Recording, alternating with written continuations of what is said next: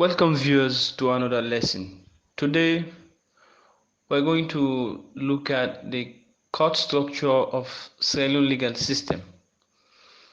Now the objective of this lesson is to explain the type of cases, whether criminal or civil, that can be heard in which court.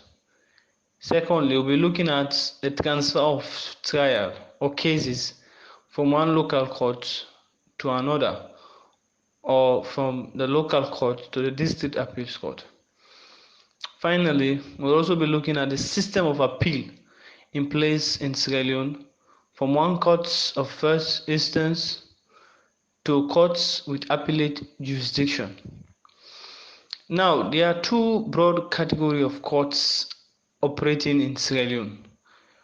First, we have the superior courts of record, otherwise known as superior courts of judicature.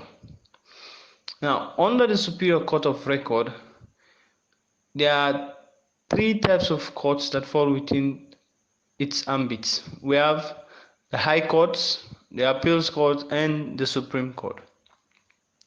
Secondly, we have inferior and traditional courts established by an act of parliament. Under this category, we have the magistrate courts and the local court.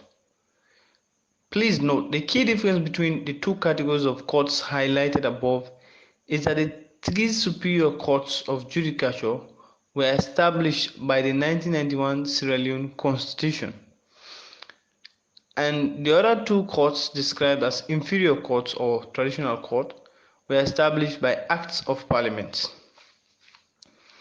So we're going to start with the least courts within the hierarchy. That is the local court. The local court was established by Section 2 of the Local Court Act 2011. And now to the jurisdiction of the local court. The local court can hear and determine both civil and criminal cases, although it is highly restricted, or the jurisdiction is highly limited. As for its civil jurisdiction, the court has an original jurisdiction to try land-related matters arising within the locality. It can also adjudicate on rental dispute not exceeding 3 million euros. As for its criminal jurisdiction, the court is restricted to crimes which terms of imprisonment does not exceed 6 months, or a fine not exceeding 50,000 leones. That is equivalent to $5. Other types of jurisdiction include geographical and the laws applicable in the court. One of the limitations of the local court is that its powers to hear and determine matters is geographically restricted to issues arising within its defined territory as stipulated in the Act, meaning it can only hear matters within chiefdom level. Secondly, it only applies customary law. Statutes or the common law are not applicable in the local court. Because of these two limitations, particularly the second, local court is always situated or can only be found in the province. That could partly be the more reason why it is named in the 1991 Constitution supra as a traditional court. The only argument that justifies the existence of a court that applies customary law in the province and not the general law, or let's say common law and statute, and we do not have none in the western area, is because of the historical significance of the dual nature of our legal system, as we all know. Now, please note that the local court apparently has no appellate jurisdiction, since it is a court of first instance, meaning matters are started in the local court and not the other way around. However, there is a provision for an appellate court in the local court 2011, section 40. There is a provision for appeal. This court is, according to the provision, known as the district appeals court. So there is a right of appeal by aggrieved parties from the local court to the district appeals court, pursuant to Section 39 of the same Act. It is an appeal granted to the aggrieved party as of right until a 15 days period elapses. After the 15 days period, he may seek leave if for whatever reason he or she could not express the desire to appeal within the 15 days period framework. Now, the customary law officer is very instrumental in the local court. He or she can review, transfer matters from the local court to another court, or transfer appeal from the local court to district appeal court for adjudication.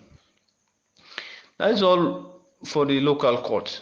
And now to the magistrate court. The magistrate court is established by Section 4 of the Court Act 1965. It also has power to hear and determine both civil and criminal matters within its spheres of jurisdiction.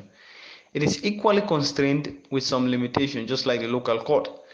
As for civil matters or its civil jurisdiction, as provided under Section 7, 2006 of the amended Acts, the Court Act 1965 was amended in 2006, and Section 7 provides that the court can hear and determine dispute that does not exceed 5 million loans. Its equivalent would be around $500.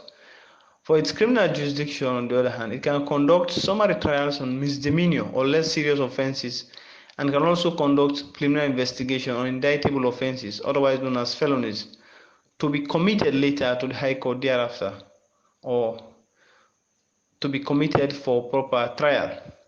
So, for example, most offenses under the Public Order Act 1965 are considered less serious and can therefore be heard and determined in the magistrate court. But offenses such as rape, murder, treason, arson, aggravated burglary can undergo preliminary investigation in the magistrate court, but can be committed to the High Court for determination.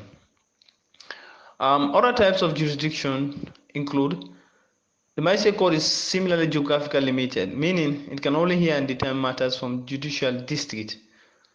Matters outside the district can be tried by another magistrate court. And now to the laws applicable in the court are the general laws, that is the English common law, equity, and statute. Here ends today's presentation. Today we have looked at two courts within the hierarchy. In the next session, we are going to look at the three courts within the Superior Court of Judicature.